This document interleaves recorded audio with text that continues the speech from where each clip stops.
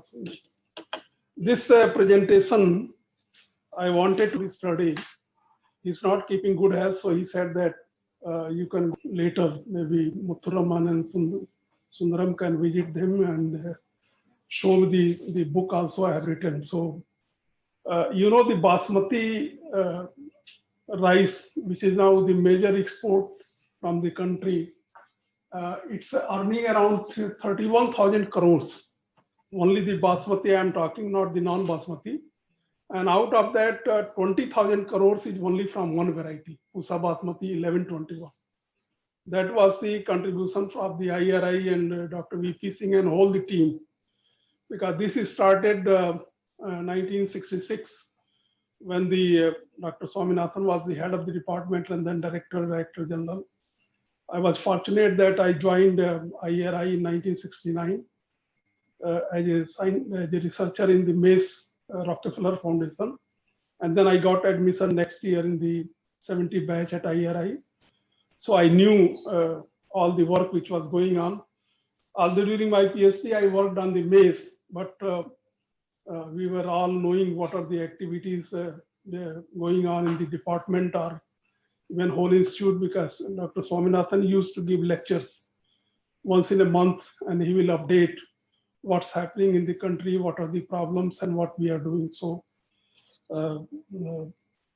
I'm dedicating this my lecture to the Dr. Siddique, who was involved earlier with the basmati research, and this only one variety or one technology of the set of the varieties. This has given the so much of the export, 66 country where the basmati and non-basmati both are exported, but basmati is exported to next. I will just summarize my talk. What is CRD Trust, which I have started after my retirement. And then we do some on-station research. And after anyway, some problem. First, we do the research at the on-station, and then we go to the farmer's field. And there are the two areas which I am concentrating. Screen it is not coming. I'll be talking two areas which I am basically connected with. The one is the flood-prone rice, and the other is the aerobic rice. And then what are the major farmers' constraints? Because when I visit the farmers this year, because of the corona, we have been only able to talk on the mobile phone. But previously, I used to visit almost all the on-farm research work. And then I will just conclude and what should be done in the future. This will be my theme of the discussion. Next. CRD Trust was established in 2013, and I had a very broad objective to serve the farmer's family. A trust for improving the food and nutrition security. At present, I am doing both quality of life and human resource development of farm families. So basically, it's working in the rural area, and the mandate of our trust is for whole India. It's not only the UP or Bihar where I am concentrating, but I can work anywhere in the India. Next. This is Professor R.K. Singh, who was earlier a ED scientist, legend scientist at IRI. And I requested him, my wife is there, and then he was very busy, but in spite of that, he came and we had our inauguration. That was on the 9th March 2013. Next. This is a center for research and development, which I have a farmhouse where we have the rooms for storage, wheat and paddy, and also we have the room for the stay. So this is basically next in the village, Gaunar Usaraha. And this is the way we do the research. We are fortunate to have the students from Devariya PG College or Badhalganj PG College. They come and do the research. So first we do the on-station research. I have a 12 acres of farmland. And basically when I was in Africa with the WARDA, with the money saved, I purchased this land. And at that time, I decided somewhere in 96, 97, that when I retire, I will work for the farmers. And then I purchased this land. And that's where we have established the research station. And also we multiply the seed. I will show in my slide. And then we work with the farmers. I have extended this from Eastern UP to the Bihar, Jharkhand, and now I'm also doing for Telangana because I'll be visiting tomorrow. And basically, I'm trying to promote the direct seeded rice. I will tell later on, aerobic rice, where we save around 50% of the water. Next. These are our thrust areas so far. And as and when some new things come, we try to do it because I also promoted the bottle gourd and I have developed a new hybrid, which is a very good. And then maybe next year, when we harvest the seed, from this season onward, we'll be also developing the hybrid bottle gourd, and then we'll distribute the seed free to the farmers or any organization. So basically, because Eastern UP is having the major problem of the flood, because when I used to go to my village, some 5 lakh hectare area in the Gorakhpur district alone, it is affected by the flood. So they don't grow the rice there. They only grow the wheat in the Rabi season. So when I decided to have this trust, I thought that maybe I will first work with the flood-prone rice where the submergent tolerant varieties are available, and then we'll move to the other area. Like I will show you why I started aerobic rice, then the zero till wheat, biofortified or high zinc rice and wheat, and organic traditional Kala Namak. Kala Namak is having the GI in that Gorakhpur and 11 districts of the northeastern Uttar Pradesh. And that's where we are trying to develop the technology. And this has a very good aroma, fragrance. And this was even consumed by the Lord Buddha 2600 years earlier, because the excavation from the kitchen of the Lord Suddhodhan, the Lord Buddha's father, it was revealed that the carbonized dating grain, they show that the Kala Namak. So Kala Namak was grown in that area, and the GI was given in 2011, and I'm trying to promote it because its area has reduced, and with the linkage with the market, we are trying to export the organic Kala Namak. Next. These are our collaborations. First one was with the Erie, Philippines, because I wanted to get the submergent tolerant variety from Erie. Even the ACRIP and IIRR, we had collaboration on the aerobic rice and also the FLD, frontline demonstration. I have collaboration with the Harvest Trust, CIMIT, Hyderabad.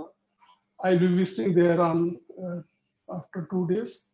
We have a CISA at Gorakhpur, IRI New Delhi, CCMB Hyderabad, NABARD, they just gave the effect last year, and recently Rama University, I have signed a MOU, and whatever technologies we have, we are trying to promote over there. So we join with all other NGOs or university or institute, try to select the technology and try to promote there with the farmers. Next.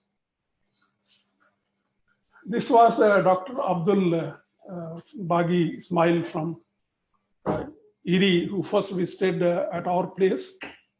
And then we signed, he gave me the money. The first project was $10,000 to work on the flood-prone rice in the farmer's field. So that's where we started the research. We visited our farm, and then we went to the farmer's field. Next, this is kindly go back. This is the farmhouse where we have our office, and there are the 2 godowns, where one for wheat and another for rice. There is a room for me, and then there is other staff who work here. And next. This is the first, we visited one of the site in Kushinagar district, which was a flood prone, and we had a meeting with the, so that was the beginning of our research in 2004. So it's almost 6 years of research, how we evolved and how the farmers say participated. So we went to the village, we had a long discussion, and Dr. Ismail was there to discuss with the farmers. And next, some area staff work. We have the CISA, one of the center is located at Gorakhpur, and we work on the aerobic rice, direct seeded rice. We use the machine because that's give a very good plant population. Next, and that was the crop we harvested 5.5 ton first year with the aerobic rice. So this was a variety, Cherang sub 1, but any of the variety which we have the proper irrigation, this can be grown. So that's how we got confident of this technology, and we tried to promote in the farmers. Next. This is again with the CISA on the zero tillage wheat, because we want to reduce the gap between rice harvest and the wheat sowing. So we work closely with them on the zero tillage wheat. Next. Dr. T. Ram visited our place in 2014, where we had the trials on the aerobic rice. And from there I started, this is one of the line which we selected. And we had a direct seeded trial over there. Next. This was another FLD 2015 with the hybrid rice. This was a very good Dr. Sheikh Mira, he visited. I took him to the field and he saw, he was so much convinced that hybrid rice can also be used for aerobic rice. Next. Dr. A.K. Singh, I am having the collaboration on the dwarf Kala Namak. I will show you some of the slides. He visited our place in 2016 and he saw the variety we have selected on the dwarf Kala Namak. Next. This is the dwarf Kala Namak. The height is shorter and it's aromatic. And we are trying to promote now. This year we have around 20 quintals of seed, and we are going to promote in the area of the dwarf Kala Namak. This has a yield potential up to 15 quintals, 15 ton, 1.5 tons per 15 quintal of the seed are harvested. This can fetch around 80 rupees a kg, but we are selling at least 60 rupees kg of the milled rice. So it's a very profitable for the farmers. And we are trying to promote this year because we have produced enough seed, and then I'll be going next week to IRI. We'll discuss how we are going to promote this dwarf Kala. This is some medicinal value. Yes, this is a high zinc and iron content, and it's good for the, because I will talk with the Sundaram how we can get the analysis done with the Indian Institute of Nutrition, and then other data also, because we should not rely only on one data from IRI lab. I want to get convinced from the other labs also. So next. And this is a wheat. It's a very long year. It's having the 42 ppm zinc. The SD2967, which is a widely popular, that is a 32 ppm. And we have a collaboration with Dr. Pravinder Virk. I will be visiting him. And we'll see that how this can, the atta, the wheat flour, how we can promote it with the high zinc content. So this we have selected and we are multiplying at our farm. Next. This is the team which we visited from CCMD Hyderabad, and except Muthuraman, everybody is here. We had a collaboration on the Institute of Masuri dissemination. Next. Yeah, we had a farmers field day also, and Muthuraman is there. So at the last. No, but I will have another picture because he's my good friend. So we had a collaboration on this, and then we identified one place in the Maharajganj district where the bacterial blight is a very severe problem. And I'll be visiting CCMB, how we can have this further collaboration, because not all the places they have the severe incidence of BLB. So we try to see the hot spot, and there we try to saturate the variety or technology. Next. This is the flood affected area. 1952, it was 25 million hectare, and the 14 report says 50 million hectare. So these are flooded, they are not grown rice. Out of these, only 8 million hectare, which I will show in the next slide. Then, no, go ahead. This is next. You're going back. Yes. Okay. Earlier, you can have all the transparency. So no need to write it. Just listen the Bhagavad Katha. This flooded area has increased because of the construction of the dams, embankment, highways, rail, and route. And this may further increase in the future when there is a breach in the embankment. The more area, even in the Punjab or Kerala, you can see more area is coming under the flooded rice. Even in Tamil Nadu, in January, there was a very high rain, and summer stallion varieties are needed there also. So due to obstruction in the natural drainage, even the non-flooded rice area has also come to the flooded rice area. Next. These were the rough estimate, because this changes every year. This year, there was a less of the submergent and more of the medium deep. So this is a rough estimate, which was done earlier with the ERI. And later on, we also did it when I was at CRRI and later on. We have 8 million hectare of flood-prone rice in India. I have given even the state-wise figure for the flood-prone rice in the book. Submergence prone is a flood affected area. 15 days, 20 days, the flood water comes and goes. Then the medium deep, there is a poor drainage, so water remains there in the field, but they are flood prone, because when the flood water comes, the water doesn't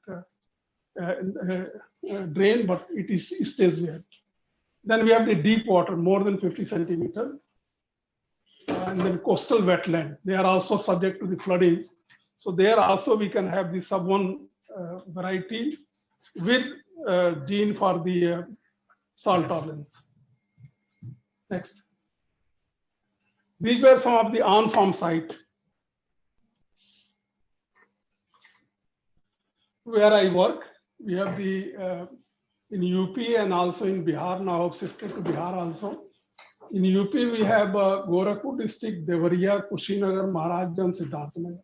So I take the seed 5 kg packet from our farm, because the seed I produce there, and then go to these villages, some 20, 30 or 50 packets, and then we give free to all the farmers, and then we try to get the feedback. What is the performance? Which one you like? I will tell the number of the varieties also. In Bihar, since last 2 years, the farmers from the Bihar also, they approached me, and then I am having the on-farm trial with the farmers. Next. This is, you can have an early flood. This is by the side of my farm. And you can see that there can be early flooding also. Right from the nursery in the seed bed, you can have a submergent problem. And this year in Sitamarhi district of the Bihar, one farmer's field of Samba Sab1 was submerged 3 times in the nursery. In spite of that, it survived. Then he transplanted in the field.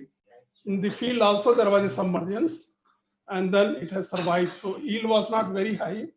It was around 9-10 quintals per acre, just 50% of the expected yield. But next. So this is a field of the Swarna Sab1, which I planted first year. Immediately after the transplanting, within 2 days, there was a flooding. And then, but the Swarna Sab1, it survived, because the crop was already some 20-25 days old. So submergence gene works after 2 weeks, but even now the farmer's field, it shows that it can work as early as 7 to 10 days. So yeah, you will have it. Next. These are the, I got the funding from Strasa project, and we distributed some 28 quintals of seed to 183 farmers in the different districts and villages. And that's where we had a wider testing of the Swarna Savan variety through the ISRASA project. But unfortunately, no one is growing Swarna Savan in that area. I will tell you the reason later, because the grain quality has become very important and it's a late variety.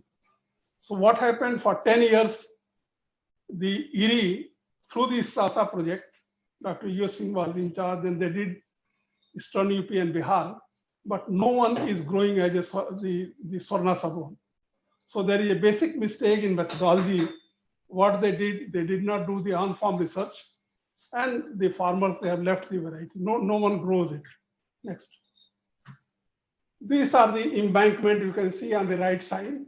And embankment, this got flooded. So during the Kharif season, you will see that all is under the water. So there are the embankment, and inside the embankment, there is a huge area. They don't grow anything, but we are trying. This is one of the trial we had it in the Siddharthnagar district. So it's good that sometimes there can be flooding, there can be no flooding, but then we have to test the variety for their tolerance or without flooding us. Next. These are the farmers. When we go to the village, we try to discuss with the farmers what we want to do. We do the trial in the farmer's field in a typical flood-prone area. And then we ask the farmer, you select which variety you want. So that's the way I have been working with the farmers. And they are the one which they have selected the variety, because this was, at that time, there was not much flooding, but later on there was a flooding and they were able to select it. Next. This is another in the Maharajganj district. We also involve the women, because that's where they see the cooking and eating quality of a variety. So we try to tell the farmers that it's not only the production, but also the women should test it for their eating and cooking and eating quality, and then we decide the variety. Next. You know, there are two types of, earlier I was telling the medium deep. So one can be flat land where for 15 days there is a submergence, then the water drains. Dr. Muthuraman, he visited one of the site, I will show it later. Other is a waterlogged. Means the flood water will come, but there is a poor drainage. So the water will remain there, and then the variety has to survive maybe for later longer durations, because the water is there in the field. Next. These are the variety which were developed, 10 varieties, right from 2009 to 2018. We had a Swarna Sub-1, then we have IR64 Sub-1, which was also released in Philippines. Then we have a recent one, DRR50, which was released in 2020. So these are the variety I have been testing in the farmer's field. I have written there the grain type. That's very important now, because everybody wants to eat the Sambha grain type. They don't want they call it coarse grain. Even the yield is good, they will not accept the variety for the next year. That's what happened with the Swarna Sub-1. It was a good yielding, although in the procurement, they sell it to the government, because that goes to the poor people through the PDS. But for their own consumption, even they don't want to eat the IR64 Sub-1, which is a long standard. They all want the Sambha. If it is not better than Sambha, they are not going to accept it. So it has to be similar quality of Sambha grain type. Next. I produced the breeder seed. There is a story that earlier I was getting the seed from Faizabad, Narendra ND University, but then there was a mixture in the seed. So our seed certification officer, he said, I want to, the seed is not good. Then I said, okay, then you don't recommend it as a seed. But he said, why you are telling that? I said, this is the seed from the Faizabad Narendra University. And if you reject it, I will tell them that this is the quality of the seed we are producing. So I started my own seed, producing the breeder seed. That was the reason. So that's how we grow the head rows. Each one we plant it separately, and then we produce the nuclear seed and breeder seed. Next. This is a Swarna sub 1, which is around 145 days. Next. And Samba sub 1, which is around 15 days earlier than the. So it's earlier in maturity as compared to. Next. Although the yield is little less, but the farmers, this is a long slender grain, 125 days. Next. This is a field which Dr. Muthuraman visited, and this was under 15 days under the water. There was a 3 feet, 4 feet above the water. And I visited with the boat. You can see the plant. And then when the flood water drained, then the plant came up. Next. And then fortunately, Dr. Muthuraman was visiting. I showed him the crop. This is the crop later on, and that the farmer thought from this side, which has grown this Samba sub 1. Next. This is another variety, that's a Binadhan 11, Charang sub 1. This also survived. Next. And then we had a field day in the village. And just for a public awareness, Dr. Muthuraman was there to witness it. So we went to that village, we saw with the farmers. And that's where, this is the record where there was a submergence for 15 days. At other places, it was 5 days, 10 days. But this had the maximum submergence. And this year, it was 25 days of submergence. So nothing survived there. So that's what I'm telling, that the plant breeder and the geneticist and molecular breeder, they are the report of the QTL from Sri Lanka variety on the submergent tolerant. So maybe in addition to sub 1 gene, we have to incorporate some more QTLs so that this duration for tolerance can be increased up to 25 days. Then the more area will come under the flood prone rice. Next. Yeah, these are the quality, because it's not only the yield, but the cooking and eating quality also decides the price of the grain. And that has to be taken care, because the traders, they give more money for Samba sub 1 rather than the Swarna. Next.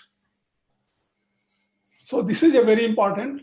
Now we have a variety like Samba Masuri or Samba sub 1, which is now a standard. And nothing coarser than that, the variety will be accepted by the farmer. So if it is a Samba grain type, it's a fine. So we have to think of selecting the variety for incorporating the any gene for tolerance, sub 1 or drought or any other character. Next.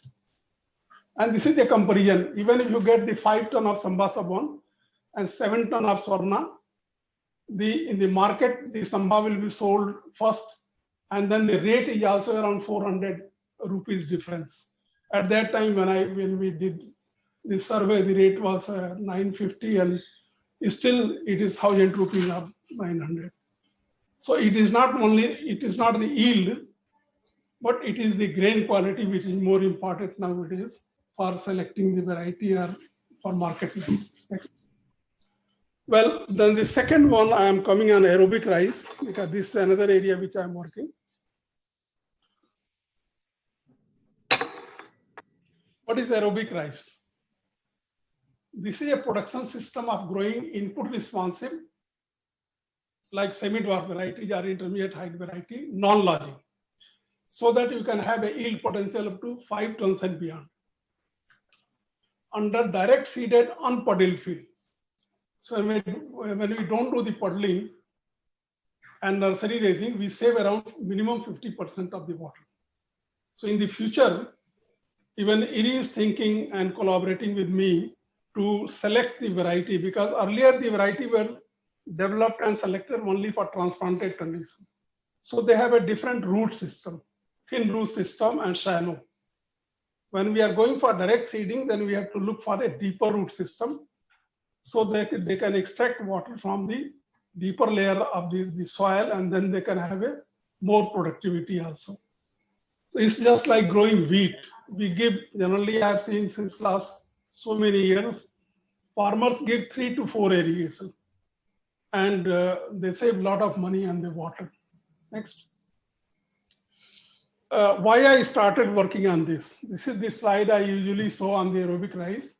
When I was a director of research in Birsa Agriculture University at Ranchi, And in 2008-9, the area was 16.7 lakh hectare.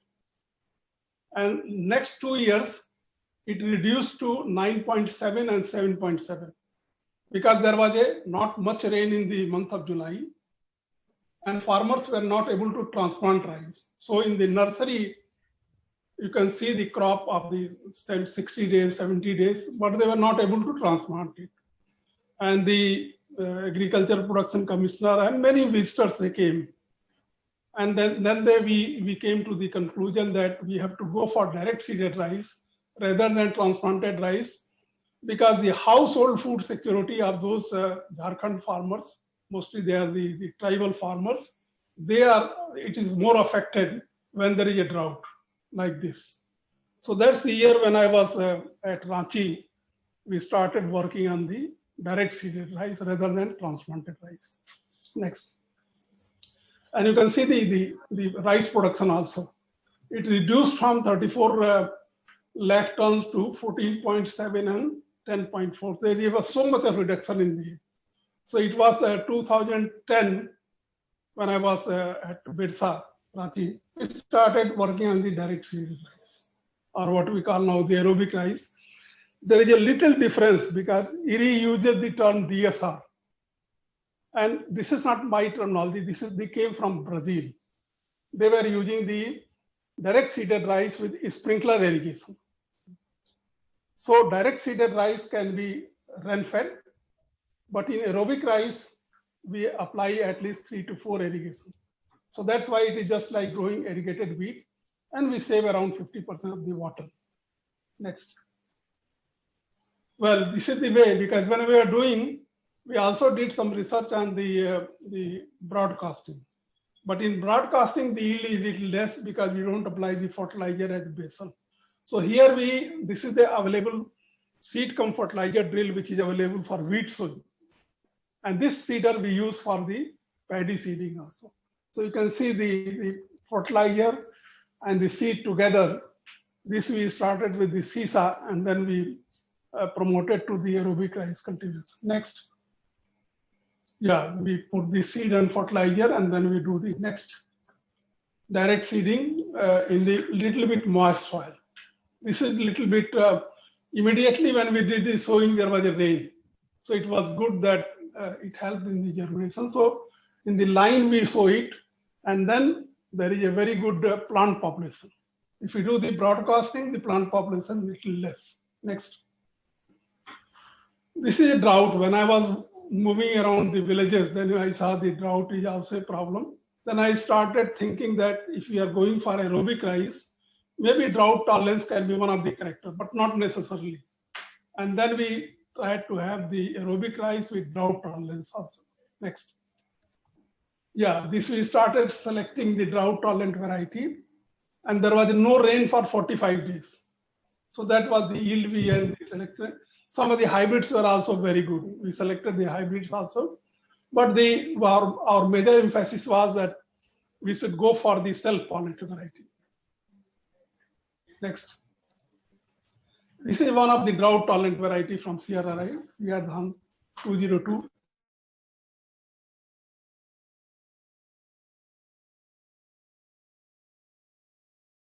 No, you don't want to remember me so that. No, sir, there was something else which was fixed, I think, 1 month before. So they were after me. So I was attending that meeting. Everybody is after Subbarao. Everybody is after Subbarao. It's not new. You can have hot tea. No, I will have it. After maybe. So this was one of the drought tolerant variety we selected. And this was also from the DRR aerobic rice trial. Next. Yeah, this also having the DRR 42. It's also having a very good drought tolerance. Next. Yeah, this I wanted to show a slide because last year, 2019, NABARD has given me a project on aerobic rice. अभी देंगे इसको सुन लीजिए ना रामायण रामायण के बाद इसको महाभारत देंगे. This was research done with 100 acres with some 125 farmers, and this was on the aerobic rice. You can see the maximum yield, 65 quintal, 59, and the hybrid also, there is a bio 690 and RIC. This gave up to maximum of 67.5. So that was the range, because no farmer applies the basal dressing. This is one of the major problems. So there was a lot of yield variation, but the average was there, and some of the seed was given free. So that's why we had only 2 or 3, because the project didn't allow the high cost of the seed. So, but the yield was very good, and farmers were very happy and satisfied, because we demonstrated the technology in the farmers' field. Next. This is a Kala Namak, traditional Kala Namak, not the dwarf one. And I'm doing the organic cultivation of this. The milled rice is sold at 80 rupees a kg. So 4,000 rupees per quintal of the paddy.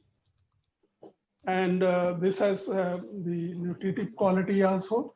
And there is a lot of demand, very high demand. Even right from the village where it is grown, it is all the business community, they try to purchase it, 70 rupees a kg. But when it comes to town, in Gorakhpur district, it is sold as 80 rupees kg. If it goes to Lucknow, then it's 100 rupees a kg. And if it goes to export, then it's 120 rupees a kg. So this has a high zinc and iron content also. Next. This is the way I do the seed production, because Sambha Sab1 is a very high demand. So I produce the nucleus seed and then the breeder seed, and then we keep it some 100 to 150 quintals, and all purchased by the farmers directly. Next. That's our farm office. Go back. That's the office I have, where we work, and then we all visited. Yeah, we showed you your photograph, but you were missing. You can have a copy and then you can see it later. Next. Yeah, Dr. Anand Singh, he was our vice chancellor at Birsa. So I asked him to be as a chairman of our trust. He agreed it. This year, last year he expired, so I've requested Dr. VP Singh. So he has agreed, and he was not willing as a chairman, but I said you can always visit and see, and always suggest it. Next. They are the farmers who are mostly, which they are connected with me. They come and then they participate in the discussion. And we also make plan for the next year.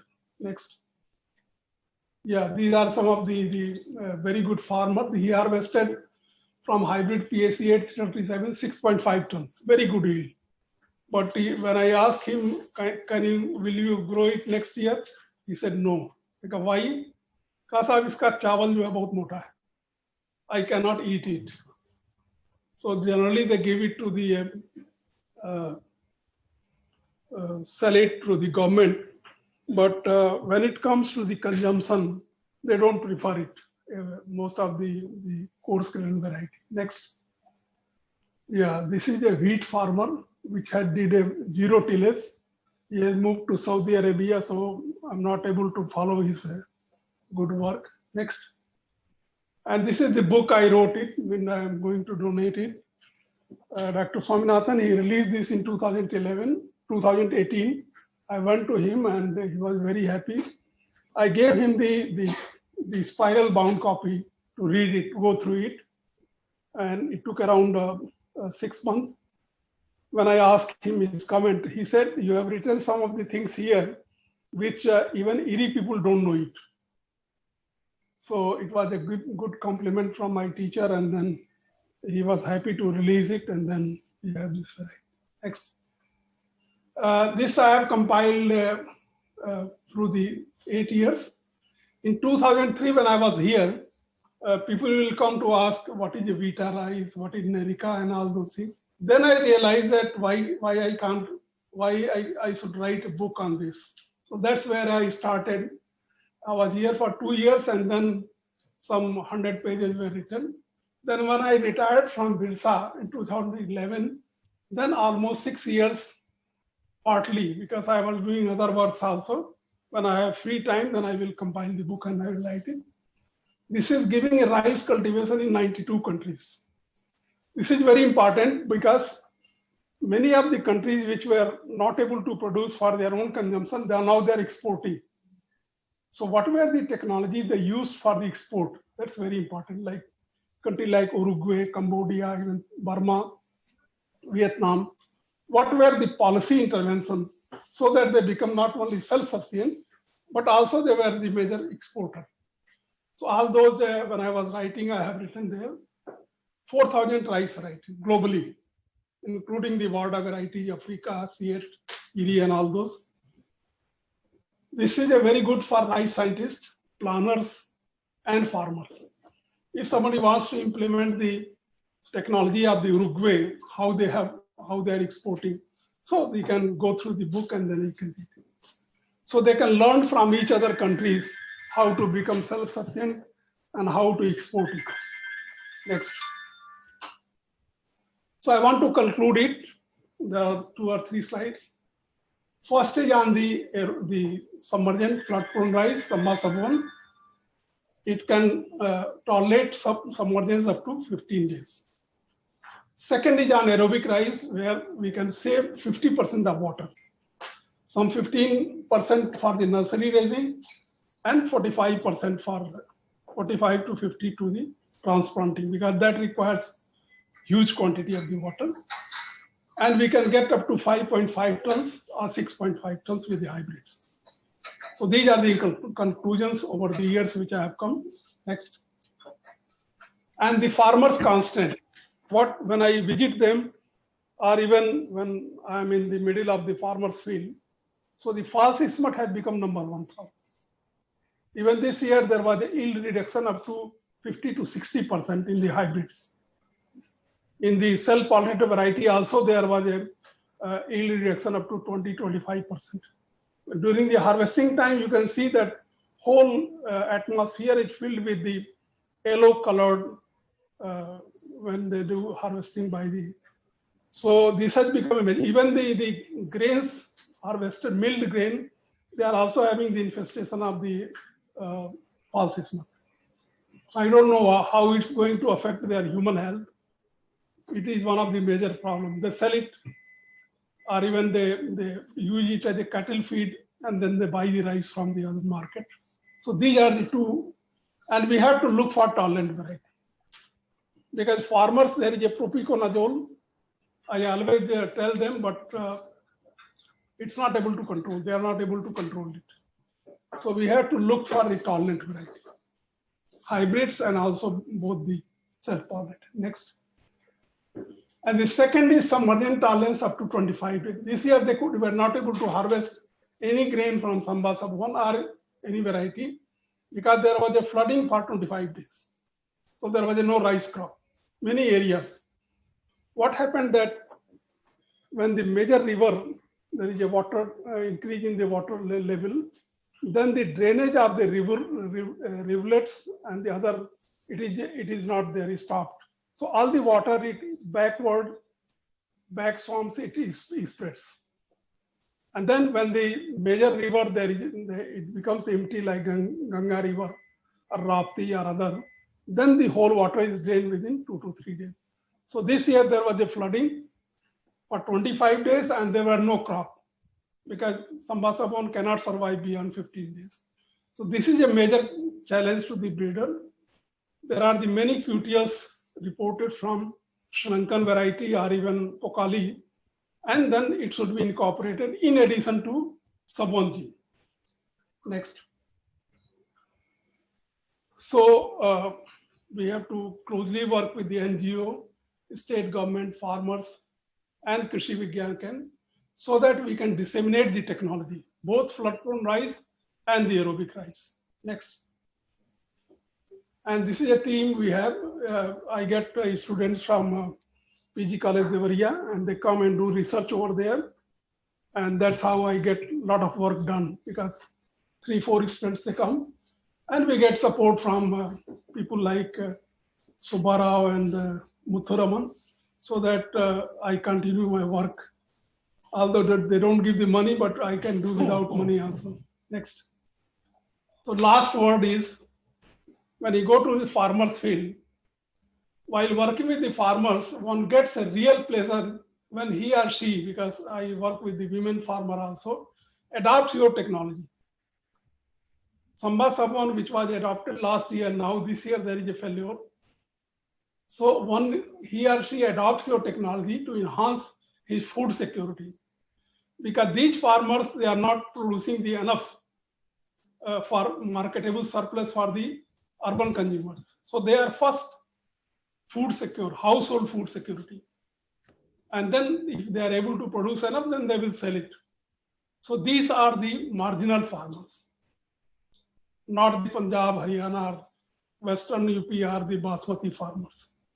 So we have to make them as I have shown this slide in the Jharkhand, household food security was a major problem. We had enough food at the national level or state level, but there was not food at the household level. Next. So thank you very much for your kind attention, and thank you, madam, for giving me this. So now I will hand over this book to you and to DRR. Maybe you can come over here, and then this is donated to the DRR library.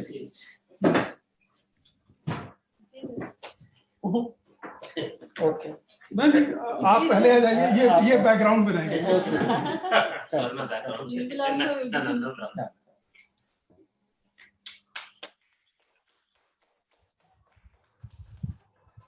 Thank you. Thank you so much.